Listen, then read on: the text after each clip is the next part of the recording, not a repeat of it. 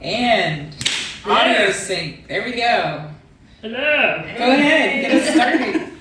Hey, what's up? It's Caroline, strange famous host. I don't really know what we're doing here. We're just having coffee and chatting. Here at the home of Everything Frederick, downtown Frederick. Yeah, I'm Shannon, Flannery, Everything Frederick. My place, Tara's place, the home of Everything Frederick.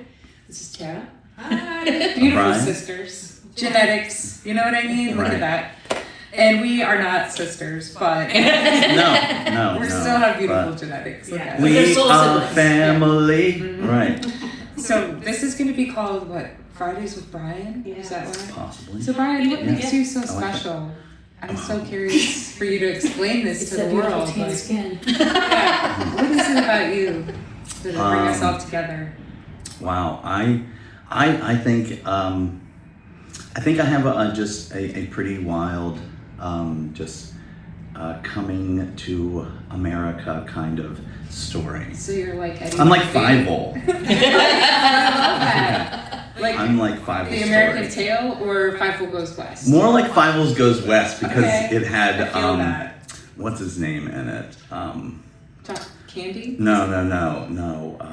What was his name? Can't help you, I don't The know. guy, The cat. my The guy god, that played the cat. Yeah, like the cat, It's, the orange cat. What the heck was his name? he's from some Mel Brooks movies, and Fabulous Yeah. childhood memories. I think he's in Blazing Saddles. But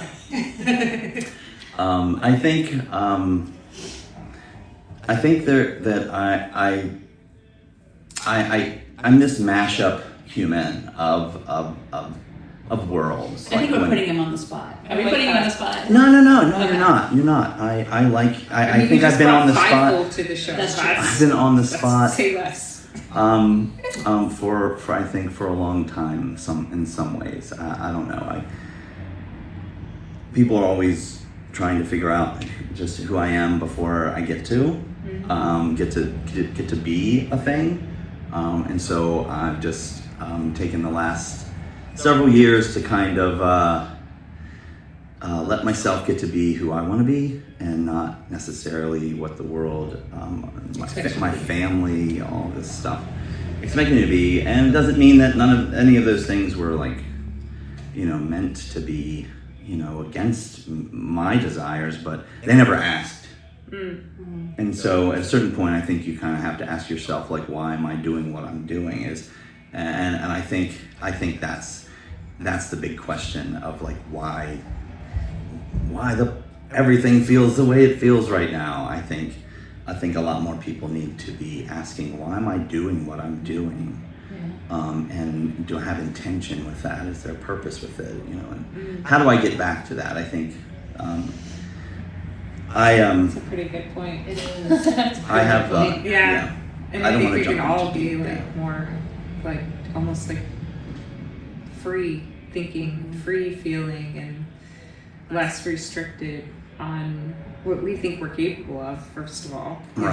Right. Those And- boxes that we're all kind of put into, Yeah. and why they were there, and why did we all have to be so controlled? And Right. I think a lot of my journey has to do with raising daughters for the last 20 some years. I'm not saying that I've done it all perfectly, so I'm not going to come across like I can tell anybody what to do. But when you start talking about data and algorithms, and at a certain point you can start seeing patterns in the world around you. And I grew up in a way that I have an ability to see patterns and approach them and be comfortable talking about it, and be comfortable with who I am in the moment. Not necessarily saying like I'm not going to grow and change in any moment that I'm in, but that in the moment I have what I need to figure out everything in front of me. You're enough. Right, Yeah. I'm enough. You are and enough. Just how you are. Right, and that you start to understand, if you ever felt like you are not enough, that something happened somewhere along the line, because we all should have received a level of natural nurturing in the animal system of who humanity is, to be all feeling that way. And so why aren't we feeling enough right now in 2026 in the greatest nation? Well, Why do you think that is? Oh, I mean, I can. He has a lot of opinions. If I get too deep right now, you're not. If you want to hear more, come on back. Fridays with Bryan. I mean, something that, obviously, I mean, Bryan's eyes and just his being, they drew me in just because it's like love. I mean, you can just tell that he is a loving human, and I that's like my people. He fills every space with peace. Yes. Like he walks in a room and you're like, Bryan's here. Yeah. And Definitely, I got that right away. Like just meeting him for the first time just now, I was like, I'm cold. Can I cuddle with you? Literally sat next to him. All right cuddled there. up to him. We're gonna build spaces for human touch practice in safe rooms. Like I think that this whole idea, like cuddling is natural, it's normal, but we do not have enough safe spaces for people to be close enough to even, step out and shake hands or, pat on the backs. We're not talking about cuddle piles, so don't, people want to go all the way to the extreme when they think about like what that means. Like she literally nuzzled her shoulder against my shoulder in a very human way, and comfort. And so Human touch is so important. it's important, and if you are not hugging someone 12 times a day, then you are in a level of biological decline. And I don't mean that to scare anybody. I'm like, I 12 times a day. I think we're okay. I think you're pretty okay. They say 8 hugs is like a maintenance dose. So 8, you need 12 to thrive. 8 is a maintenance dose. Anything below 8 is you're hanging on. But and then there's the 21 second hug. Yes, So like can you get to the 21 second hug? And it doesn't have to be with a partner. You can find comfort with people who are in the world. Like you have to build this eye contact. Oh my gosh, eye Aren't contact. there even like people that Eye you can hire contact. for hugs? Yeah, and for cuddling too. Yeah. Just hold you. Yeah, like I mean, there is a like this almost stigma and taboo on some of that because we are in this hyper repressive society for so long that any form of physical touch that you do through an app, automatically is going to become some sort of back channel, in the eyes of people who don't think that it should exist. Yeah. But any time you can find safe connection and human touch in your life right now, you are hitting some of the best medicine that you can have to fight the loneliness pandemic. I mean, that is the inoculation is, can you get close enough to touch a human being in safety and consensuality?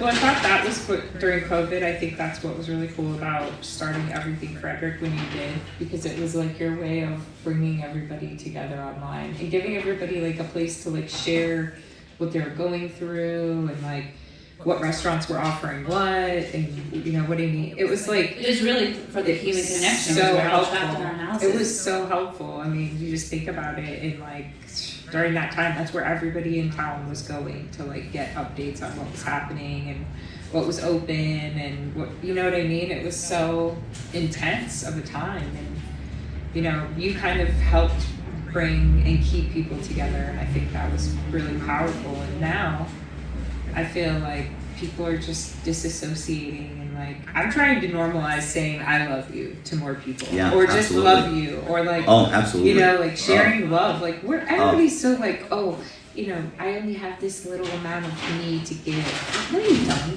have so much more to give. Like give Right. more. But It'll you feel can better if you can give. only build the capacity by the experience of it. Yeah. And if you don't step towards the experience of doing it, you don't build the capacity for more. And that is all experiential. It's in the act of loving in small moments and large moments. And Tara's back. Hi. Yay. Hey, we got a sale. Hey, Yay. come Ding, on ding, out. ding, ding, ding. During the show, you can make your purchase live on the show. She's kind of shy, so. Aw. she's very cute though. She comes in and she loves like the dinosaur things, and so Cool. she's a I love that. Or whatever she Yeah. gets. Angie really wants one. So This I'm probably feels gonna like- get one for her.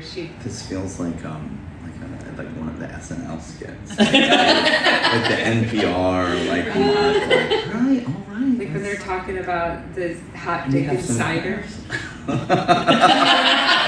God! Is When they're that? selling at holidays and it's time for them to have cider. Hi Yeah, guys. oh. Hi. Tall, dark, handsome man walking. Hello. Why that crazy lady? Yeah, what is going on over there?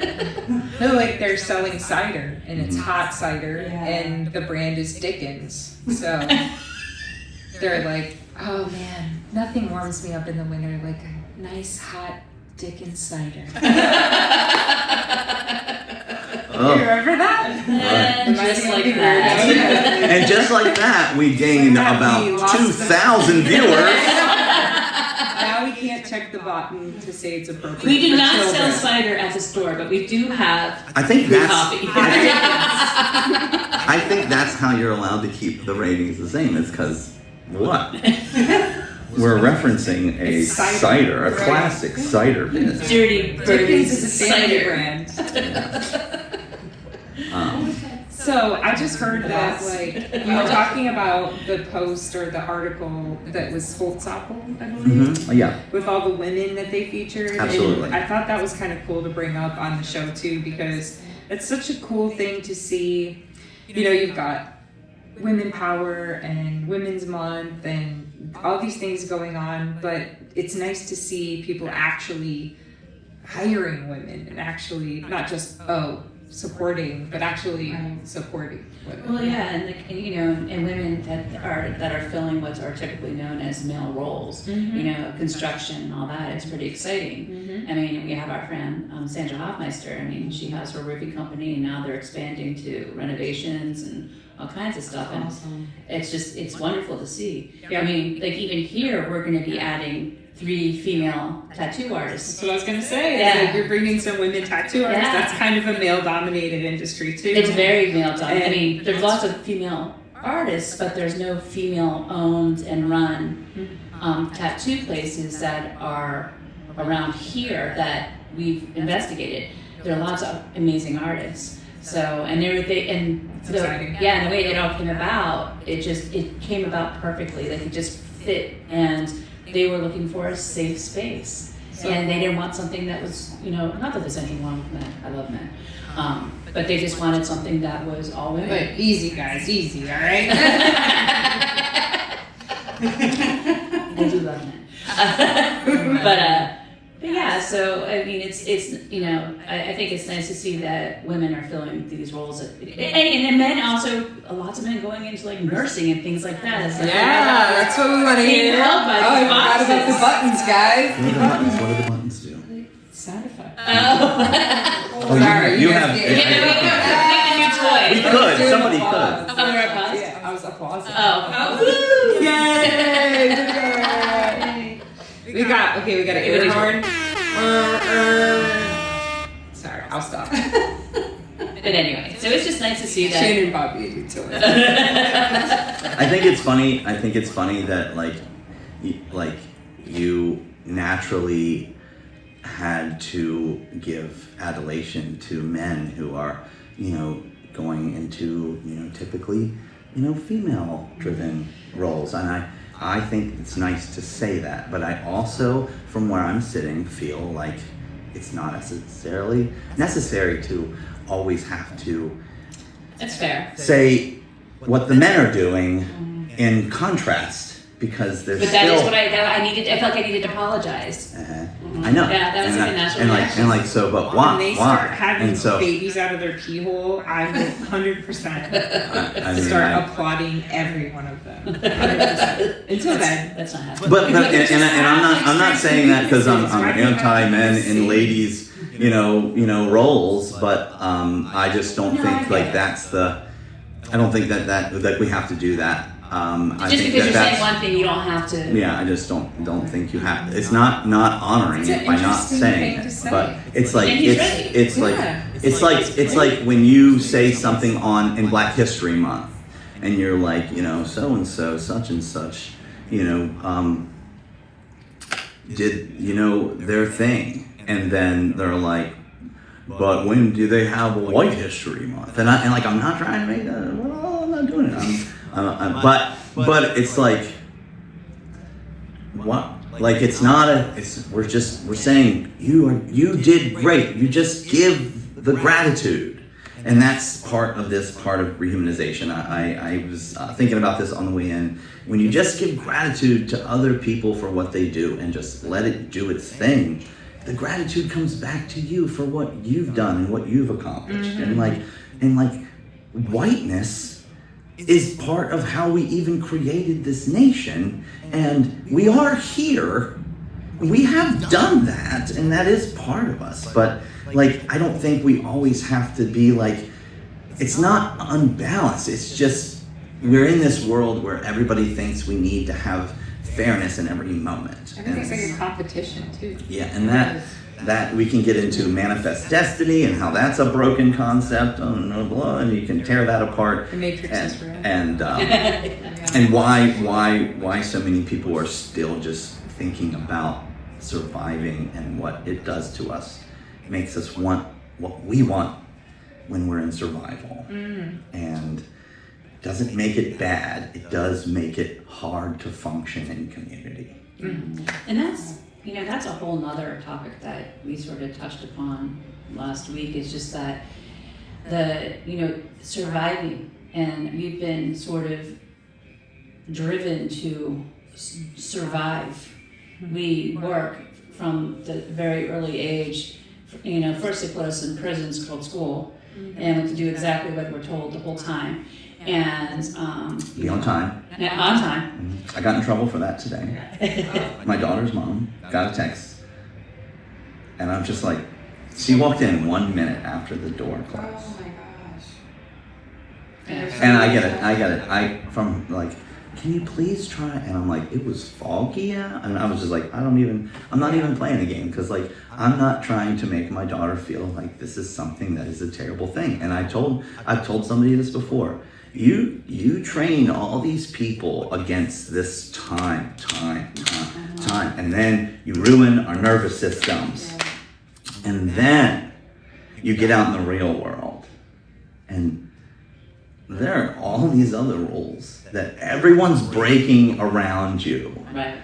And you're watching it. And one of them is, they're late. Oh yeah, but look, she's great looking. Nobody's gonna say anything. She's 2 hours late. I know, but she's here. Or he's here. He does everything he does. That's fine. She does the same thing. But when they're here, look what's going on. And I'm just like, I've been doing that for 25 years. Just showing up when I get here. And when it's important, I'm right on time. Oh, yeah. When I need to be, I will suck it up, but I do not punish myself in the moments that I can't. Because if you're not giving yourself grace in seconds or minutes or whatever, and you're training this into people, and they get out here and they feel like, why did you lie to me? I was late, and it was better because I came late. Right. Somebody just invited us to a birthday party, and it was a 5-hour long window. Okay. Of a birthday party. Yeah. And I'm like, oh, that's one that you just show up. Yeah. You just pop in. And so I got there an hour and a half after it started with my daughter. It was from her friend. And I'm like, it's okay. And we get there, the food's not ready yet. They just finished getting ready for it right after it started.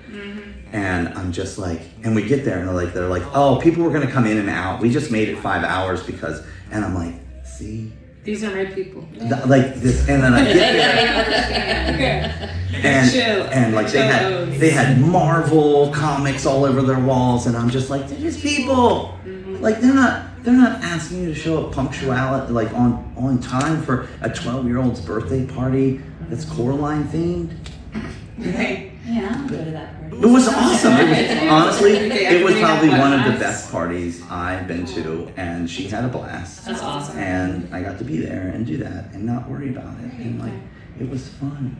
That's awesome. I couldn't have done 5 hours. Yeah. No. But Whoa. But I had a great time, and I dozed off a little bit, so I felt safe. I bet like during some of these times when things are going askew in your life, you know, how often do you think and pause and think about your inner dialogue? Like, what are you saying to yourself right now?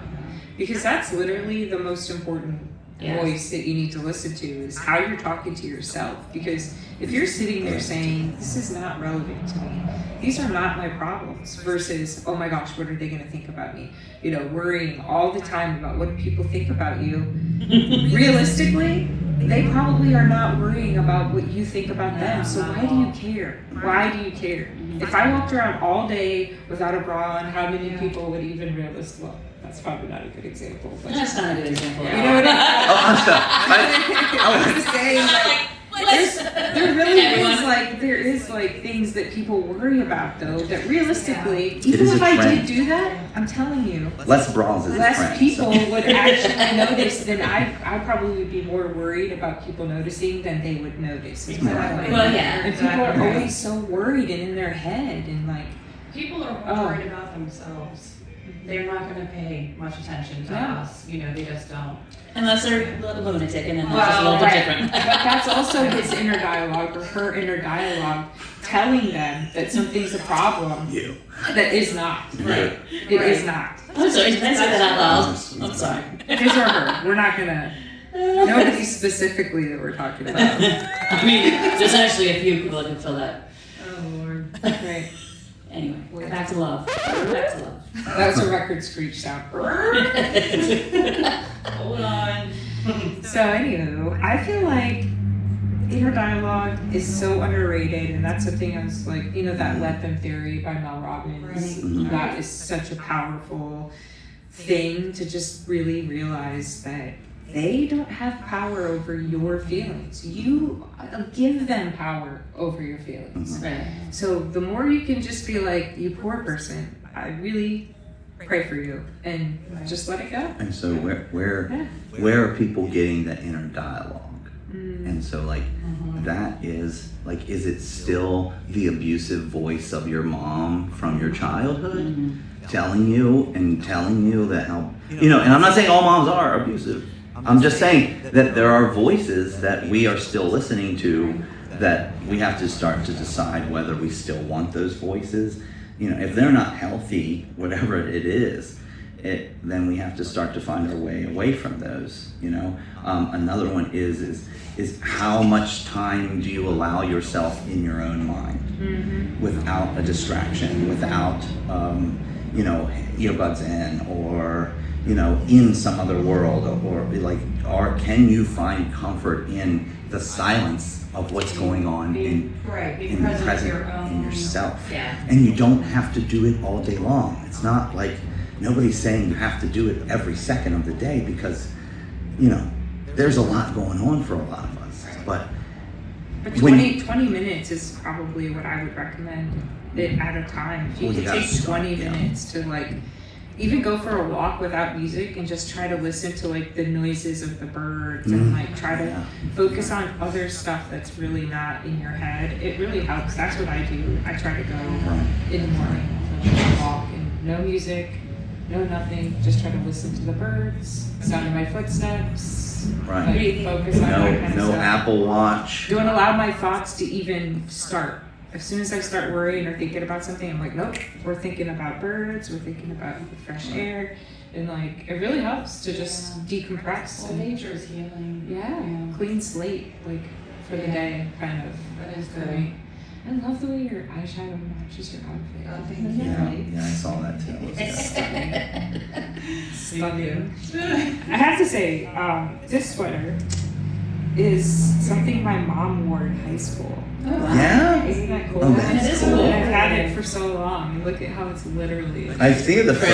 It's when it's falling cool. apart, but I still It seems love like it's like it. extra It's warm so- and yeah. I've nostalgia. never seen another like it in my life, and if you feel it, you can feel it's from like it's definitely old, like you can tell. Yeah.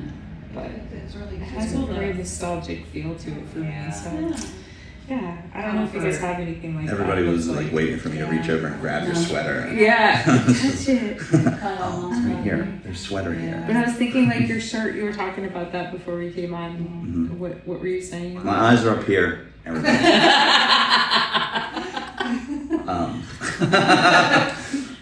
About the planets. Yeah, you were talking about like well, something going on in the like, yeah. I don't necessarily like have like I'm not into astrology or anything like that, but I know that there are forces happening in the world right now.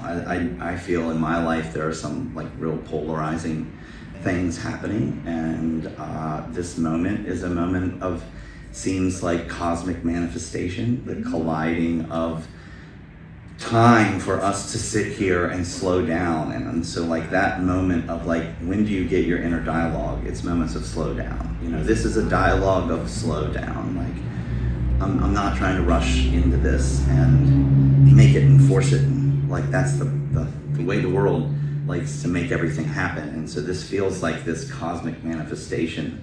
Earlier today, and I'll just give you this quick anecdote. Well, Shannon had brought me on to the Everything Frederick admin group, and I've been kind of there. I popped in early on, and I was watching, and I needed to just manage my own nervous system more than the nervous system of a 150,000 person community, which is not. It's not saying that seems selfish. that I wasn't watching and present and seeing what was going on and trying to understand like what's really happening in the world and what are we trying to do as people, not just as Everything Frederick, because Everything Frederick is really just it's a microcosm of society. Like you can see everything that's going on in the global stance going on in this room of people. Of different needs, different expectations, different demographics, different places in the world, and you get this insight into a community, and you're here to help, and we're here to support as best we can, and in the moment, and we're humans, and we're managing our lives and managing grief every day, our own growth and whatever.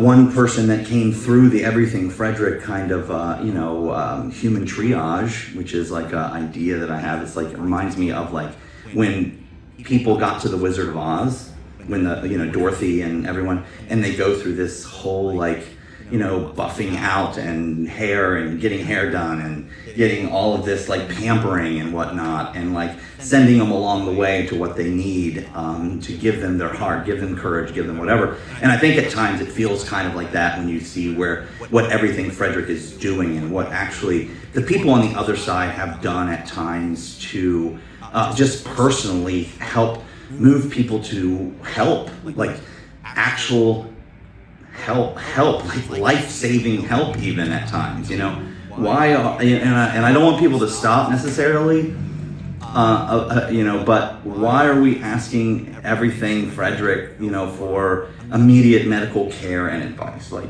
I don't think that is what we need to be doing in emergencies. I think we need to be still trusting our 911 people and all of those people. Thank you for what you do. Woo, applause, cheer for first responders.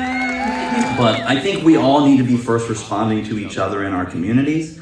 I think we need to first respond to ourselves and our personal needs before we can reach out and help people around us. And then when we can and we have the capacity, we need to reach out to people around us, just even to say hello every day, to lift your head up and say, hey, you're doing great. I don't know what you're doing. I don't need to know what you're doing. Just, I see you, I recognize you, and keep on going, because we need all of us, here.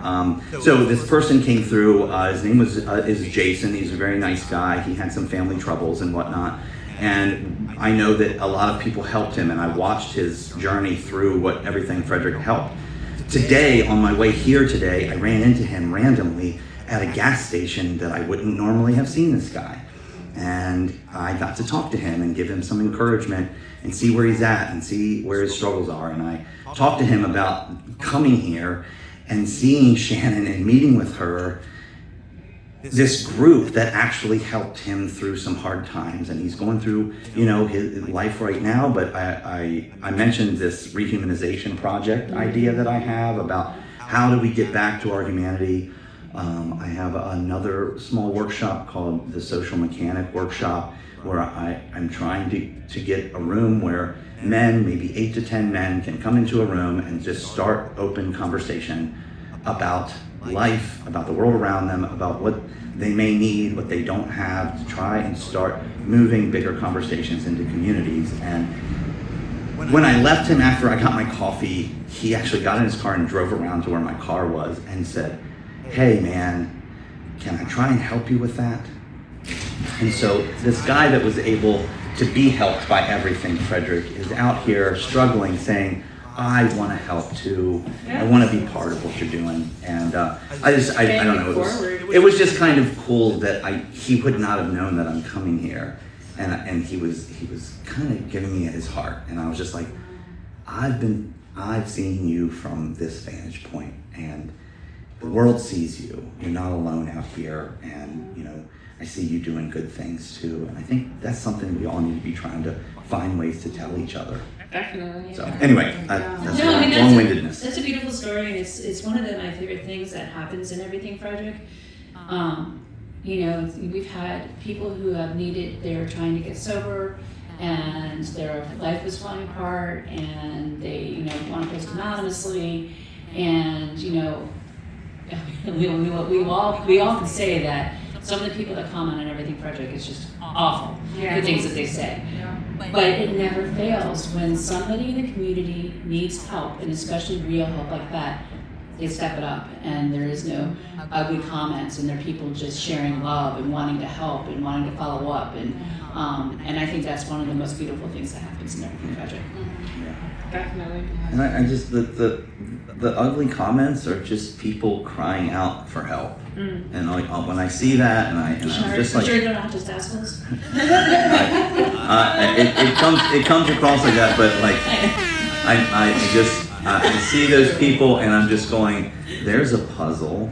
Like, how do we reach that? Because they also are part of this thing, and they're here, and like, we can't just keep dragging people along. We're bashing the people who are trying to keep going forward. We've got to figure out how to get them kind of like, hey, how can we help you see the humanity of the people around you? Because you're really just a human too, and you're really just throwing out your projection of whatever anger is going on inside you. Like I see men do that all the time. At me, lots of projection, and I get it, and like, I don't take it personal. I've been dealing with it since I was a kid in some way or another. But I think when you realize, like, yeah, that stuff's gonna happen, how can I walk forward and not do the same harm that's happening around me? And you get to a place where it's just not happening anymore. I got you. Yeah. But me, I'm like, what did you say? Right. I was. Oh my gosh. and I'm not saying I don't have resolve. I'm just saying that, like, when you start to live in a way where you kind of manifest this peaceful world around you, there are toxic people that walk up to me and they become the calmest people in the world, and I'm just going, oh, I didn't do anything. And that's the thing. There's a thing there, and I don't need to know why it's happening. It is happening, and I'm trying to walk towards how to best be that, and then show other people you're that too. Right. Like, I'm really not. I'm just a human. I'm just flesh, like a lot of it, but it's like just a lot of man's flesh. Okay. Totally different topic. All right. I have a question for you guys. I met this guy. Okay. Yeah. Right. And yeah, it's like that.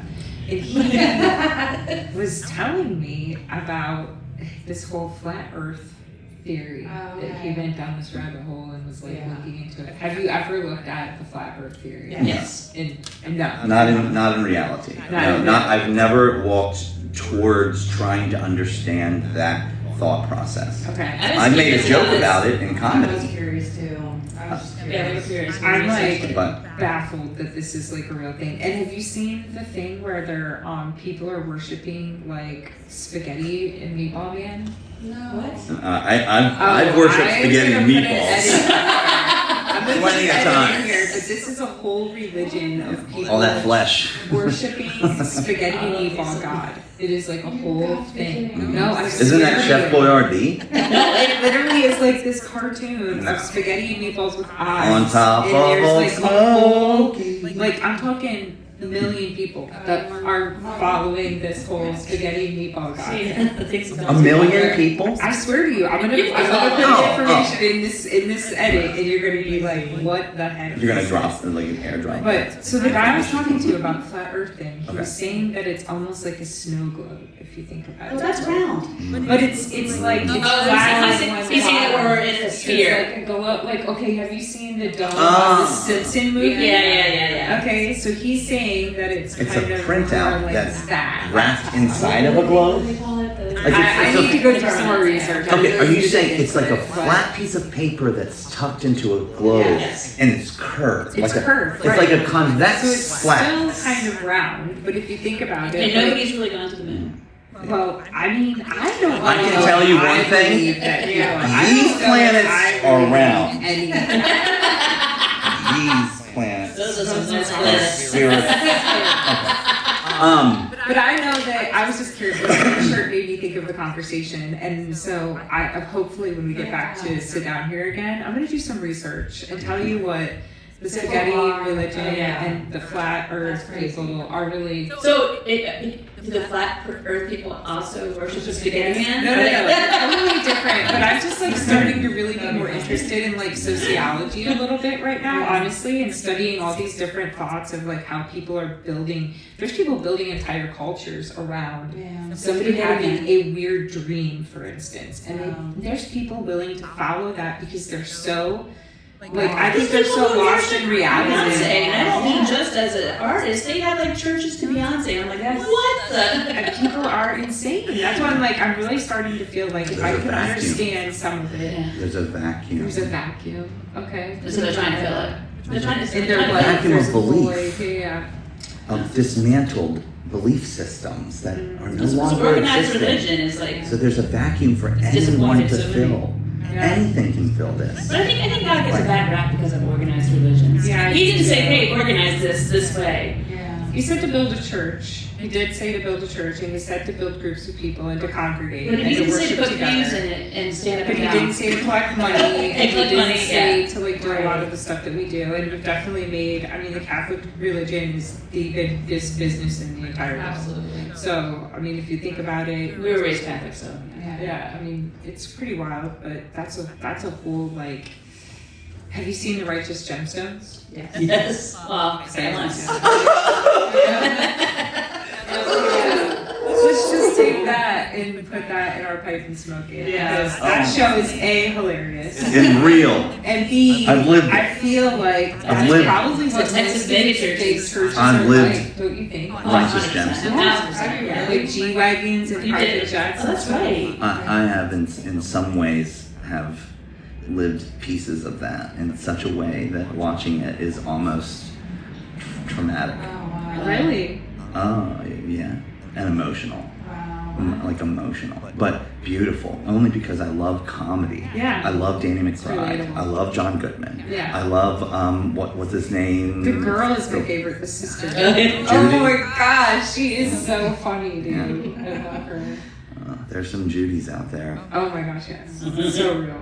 But yeah, that show is brilliant. And I just love like comedy in general, but the writing that they did to make the different scenes and stuff come together and make it so funny. It's brilliant. It's belly laugh funny. It is I'll have to watch really- more of it. Oh my God. I don't do a lot of TV. Right. It just for a lot Just of watch it. reasons, Watch an but- episode and then just like process it, because it is done.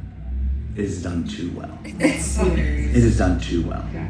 I mean, and Walton Goggins, Baby Billy. Did Yeah. you say Baby, Yeah, Baby Baby Billy? Billy. Oh my, that guy right there. That character. And he is an interesting human. I think his journey. I enjoyed him as a. He had a show, Vice Principals, with He's on Danny too. Fallout. Oh, that show is hilarious. He's on Fallout? The movie the show Fallout. Oh, okay. Yeah, he's there. He's one of the main characters. Yeah. I'm so bad about names. Like, good for you. I can never remember names like I'm that. trying to remember So bad at that. the one. I remember faces. I literally swore up and down to Angie. I'm like, the lady on Criminal Minds is the same lady that played Finkel and Einhorn in Jim Carrey's, Ace Ventura. And she's like, no, it's not. And I was like, no, it is. It is. Look at their faces. Look at their nose.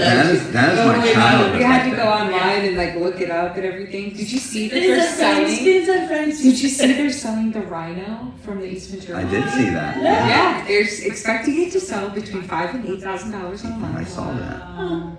So Interesting. you can crawl through the bubble as well. Yeah, I feel like we should put it in here and charge people $20 to climb through it.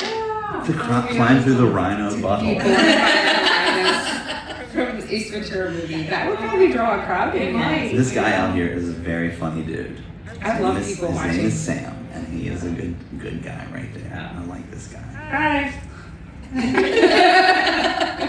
Very Sam. funny. He's done comedy downtown. Oh, nice. At the open mic at Cellar Door I love going to before, open mic.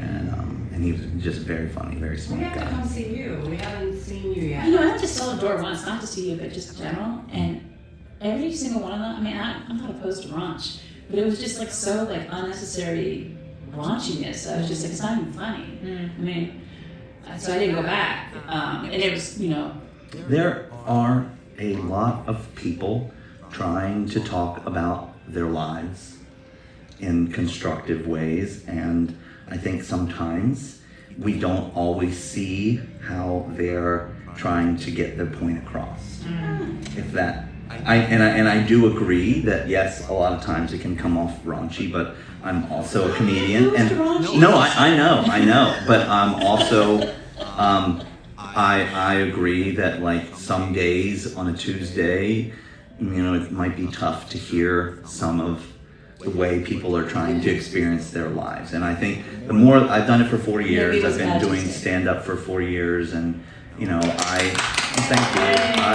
you. Sorry, slow down. And I think that is just something that you have to learn is really a lot of people are walking through trying to just get out from inside of themselves, and there are a lot of different ways people I think approach it, and I think when it comes down to words and how people use words, I think you start to kind of back off of what you think it needs to mean for you, and you try to start to understand why it means that something for that person. And honestly,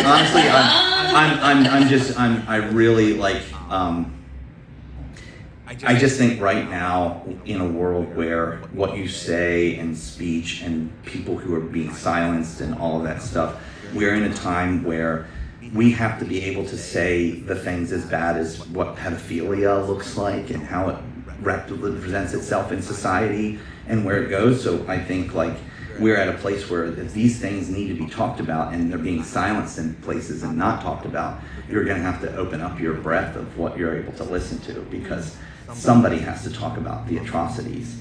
And if they're not allowing news people to talk about them, you're going to have to start to figure out who's going to be talking about them. And are you really going to be there, be present to see it? And in real life, a live comedy, live conversation is where you need to be, all this TikTok and AI generated, communication between people, you're not going to get there. You're not going to really see what's going on in the world. You're not going to hear what people are talking about. You love your ChatGPT. Me? Yeah. I play with ChatGPT, but I have a very special place for it because it asked me to upload a picture of yourself, and I'm just nope. I was I do not want AI generated versions of myself out there, so I'm not doing that. I do not want an AI generated. I said I'm working in public facing, media, and I don't want If somebody wants me as a version, it's right here. This is the only place you're going to do it.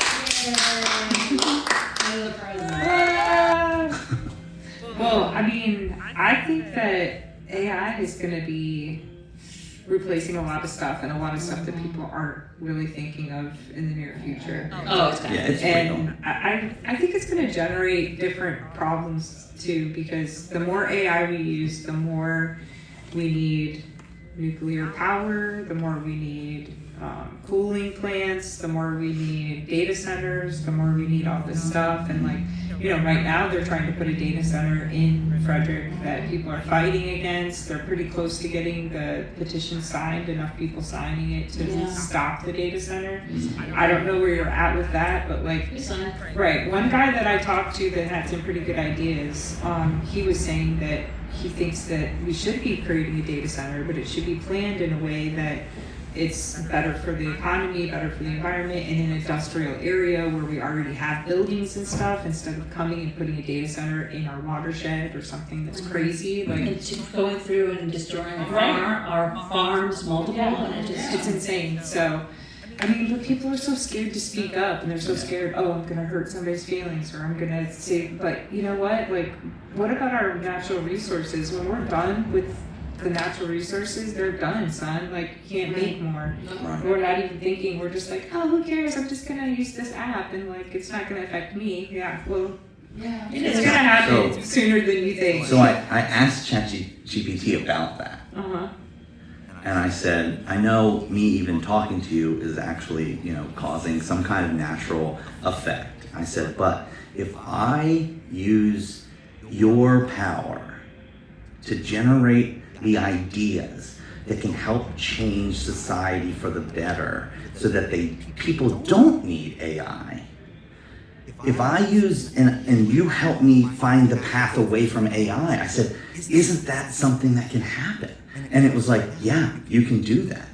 But you can only use, like, you have to use the intelligence and the power of the system to defeat the system. And it's kind of like the Barbie movie.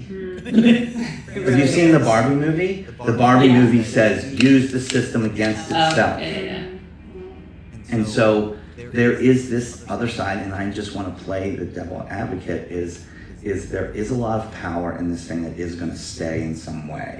There's no way that it's going to go away. Especially because And so- teenagers and next generation, and our generation maybe would be able to live without it, but the next generations of people are coming up and they're so dependent on asking their phone questions to get answers that they don't even know how to free think. Right, but if you can use it to help articulate how people need more people in a way that can actually create change, and I have its response, and it says, yes, do this, do X, Y, and Z.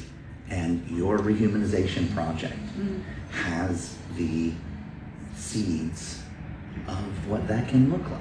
And I'm not saying I'm the only person, it's out there, and it's based in science and in nervous system regulation and in loving daily and practices that bring us back to pre-industrialization, which is like visual validation of people around you, saying hi, seeing each other, being helpful in moments that you feel like you're able to, towards positivity, building safety, building community that actually is there and tangible and real, even if, you know, even if it doesn't always look as perfect as everyone thinks it's supposed to. Giving up perfectionism, you know.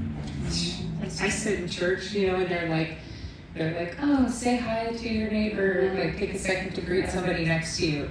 I'm weirdly like thinking about that for at least like 5 minutes before I know it's coming. I'm like, what am I gonna do? Am I gonna fist bump this guy?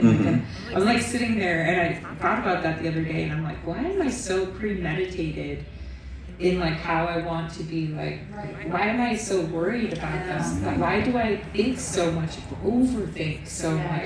Because it's how we don't do. Yeah, I just like want them to receive me some specific way. Like, why am I feeling like I need to be in control of how they perceive me so badly? What is that desire to be liked so much? Like, Well, that's exactly what it is. Yeah, it's seeking validation, and it's such a weird way to seek it, but it's just real. And I think it shows you how powerful that is within us when it's something as small as that. And because of what it is and you thought about it, you realize, holy shit, I'm worried about if this guy's going to take me the right way if I shake his hand instead of fist pumping him. Right? Yeah. Literally, I'm like, why did I even pre-think? Why am I like warming up the bus on this thought? I don't understand. No, It's real, but I you get can it. watch it when you're in like the comedy room, and like you watch how often you're engaging with somebody around you in validation and how it happens and how it comes across and how often it goes.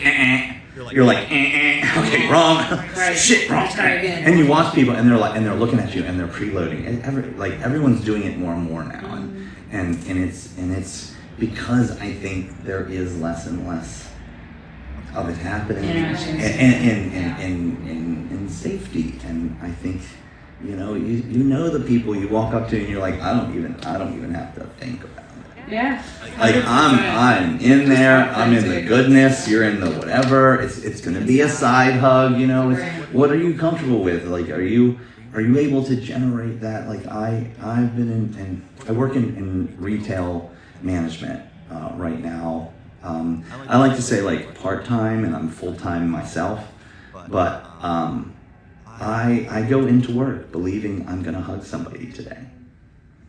That and with that mission, you build the things you need to in the world that will happen. Yeah.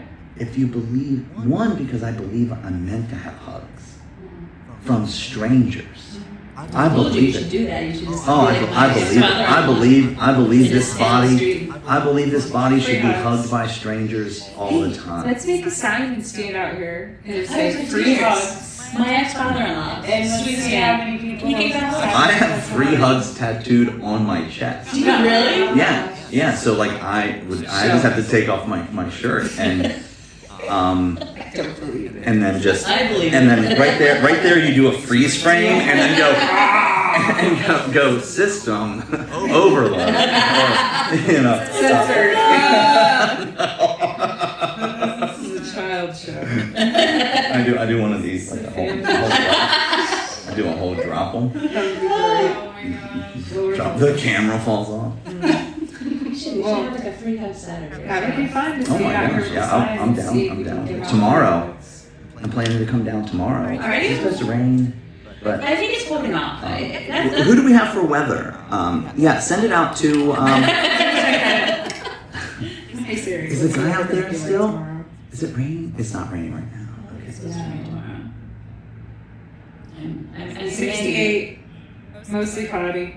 Yeah, so I think I'm it's planning to overcast. come down. Yeah, overcast, but not raining. First Saturday downtown. That's beautiful weather for Is first it time. downtown? Mhm. Downtown's got a lot of fun stuff going on, Yeah. and a lot of community to be had here. And I think the more you tell people it exists, and the more you let people know there are safe places to go, they'll get out and start to try. Like your humanization project, that's exactly what, even I didn't have a name for it, that's why I wanted to bring Everything Frederick to life, because, all right, we're not COVID anymore, we don't need to be online all the time anymore. I wanted to create a place where people could feel safe, they could come in, they could work, they could just chill, they could have coffee, our local artisans are supported, but it was a place where we could interact together face to face, and hopefully, just like the group turned Here into we what I are. hope for, hopefully it'll become more and more of But that. I just think people who are minded in this place, we have to be uniting and start to outreach in ways that are not passive anymore.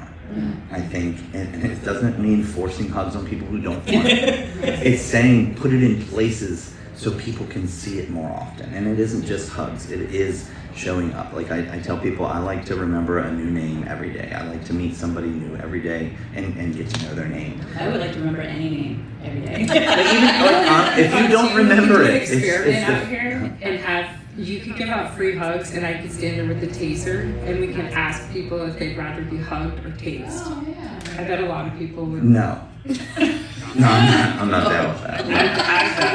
No, it's just like, we want to trigger you. I'm gonna tase you and then he's gonna hug you. I'm gonna tase you and then he's gonna hug you. It just sounds like where we are in the world right now. I feel It like sounds- we get tased every it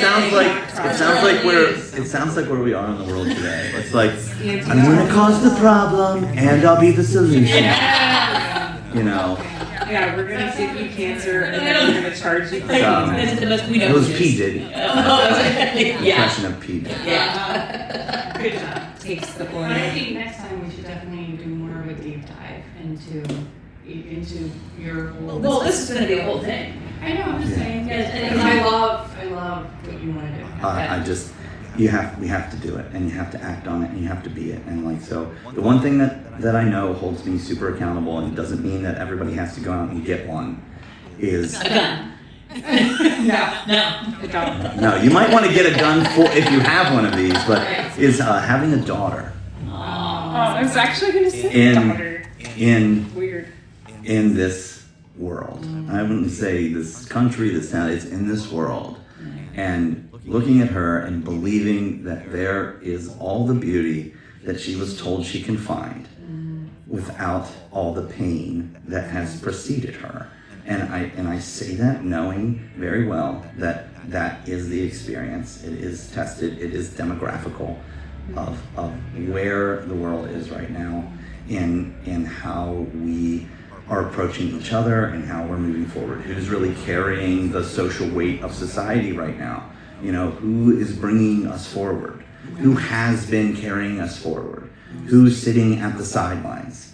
Societally, in general, these numbers exist. And you can go on to your ChatGPT and ask, can you give me the data on Yeah. how many men are showing up for anything? How many single parents are there?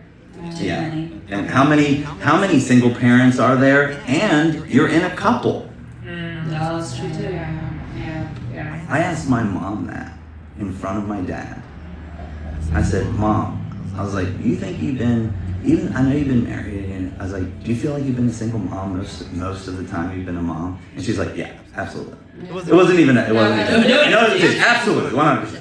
And I'm just like, and it's like, I'm not saying anything against what else was going on, but I know what I've seen. I've been a single parent, and I've been a single parent to the place where I am the one guy walking down to pick up my kid, and it's moms.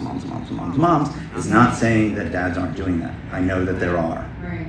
I know there are dads who want to do more and don't have, they're not allowed, they don't have the resources, they don't have what they think that they should have had, so they don't step up.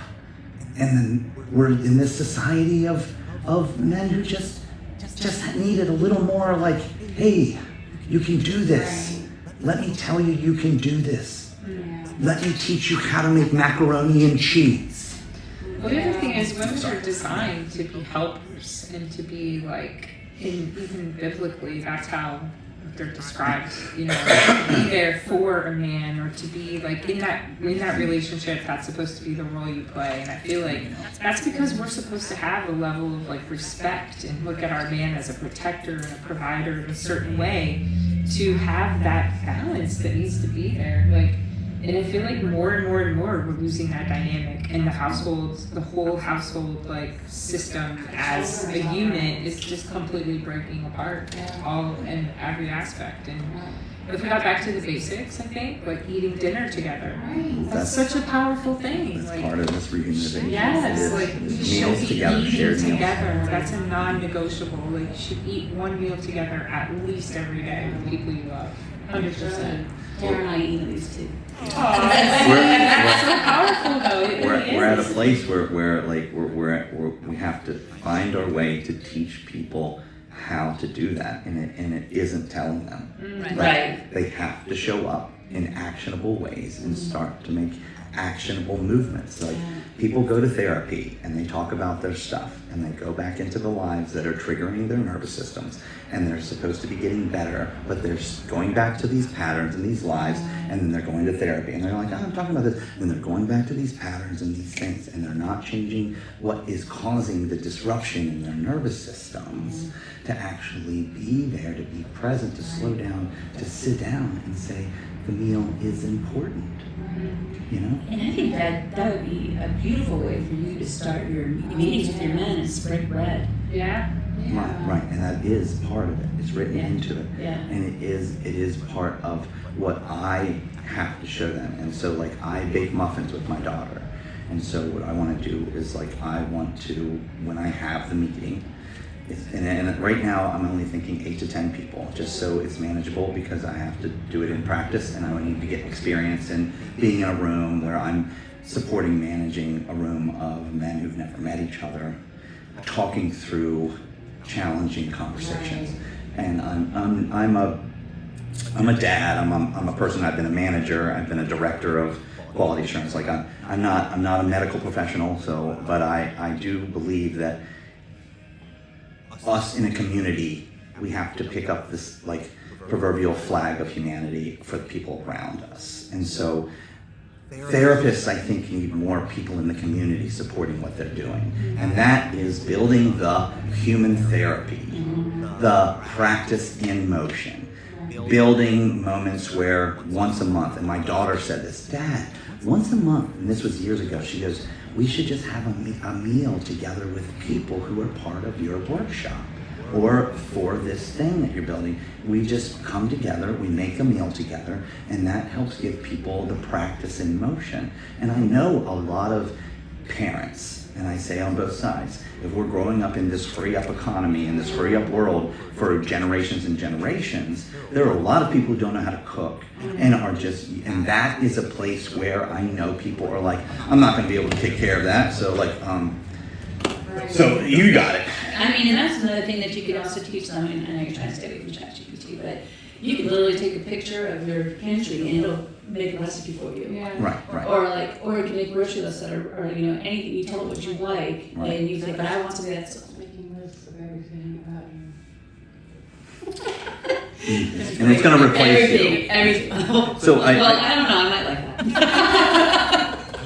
I went to this workshop called Fathers Forward, and I only went to one, and it mentioned and talks about that the thing that a lot of men have left on the table is, like, we are told that we need to provide and protect, but there's this other side of humanity in our emotions that we're not practicing that lead to nurturing and teaching, and that is practice patience and love and grace and kindness and all of these things that happen in touch and human connection that is being left on the table.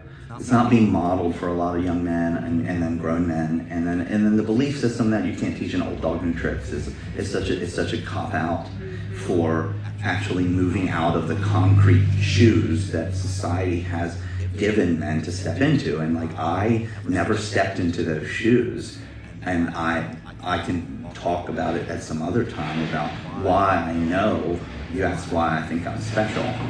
It's that I subverted a lot of steps that would have led me towards a very typical male progression towards who I am today. And a lot of that, I think, is attributed to having a daughter at 23, but also being culturally an outsider. I've been othered most of my life. I've been called any number of things that are meant to disparage me, but when you look at it and you back out and you have the ability to know yourself. My dad put tools in my hand and told me how to be purposeful. Is that all I'm meant for? No.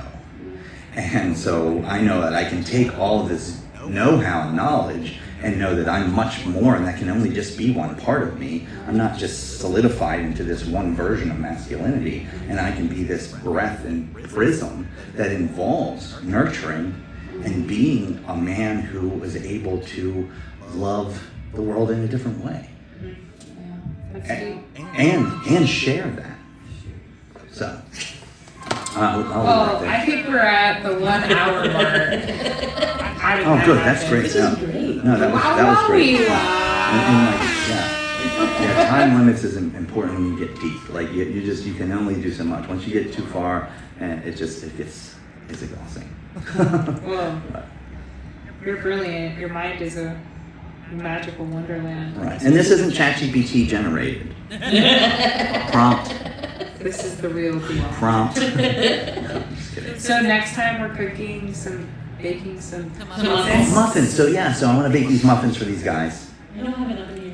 and bring them and share You can and bring an air fryer and we could use that. Oh, that's true. I do an air fryer. you know, so that's part of it. We're And just kidding. We're not doing that. Health department. you mentioned We're just gonna eat them. We're not gonna sell them or anything. That's true. That does not happen. You mentioned doing golf with men and seeing them support each other and build connection through a shared activity. And that is what this workshop, the Social Mechanic Workshop, is a shared activity of self and introspection and communication. And that's it. I mean, that's really just all I need is that, and then it should develop itself, because once you get those conversations going, an hour will pass, an hour and a half, and that's it. And it's maxed out. Like, this isn't like, it's not a boys club. I don't want a boys club. This is for work. This is deep work, and I am not going to play around as though this is some safe space for us to just talk about our conquests. Yeah. That's so.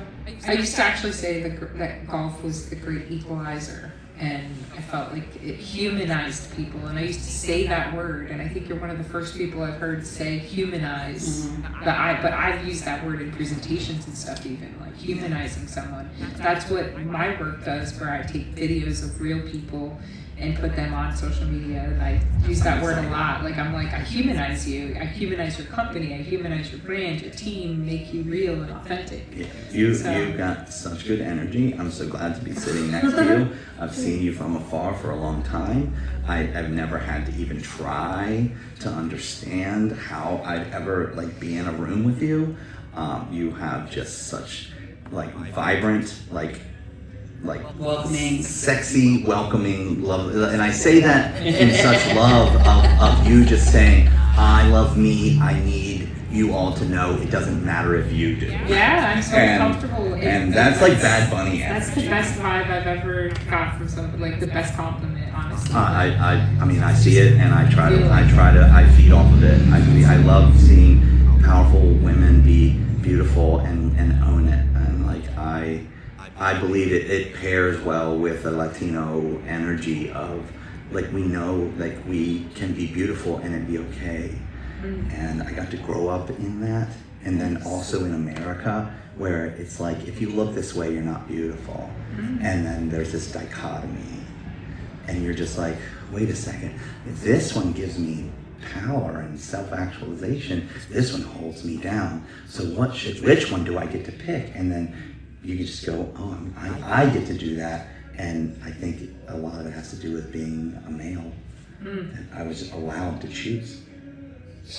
A lot of it now, I think, is just like people are filtering themselves, and like then they forget like what they really even look like, or Right. they're injecting stuff and like doing crazy surgeries to try to look a certain way to be acceptable, Or abusing themselves in the way that they get there. basically starving themselves. Hyper fixating on only one, and you start to look at like how are you developing connection? What is your connection avenue? Like, are you connected with this addictive behavior for validation outside of yourself?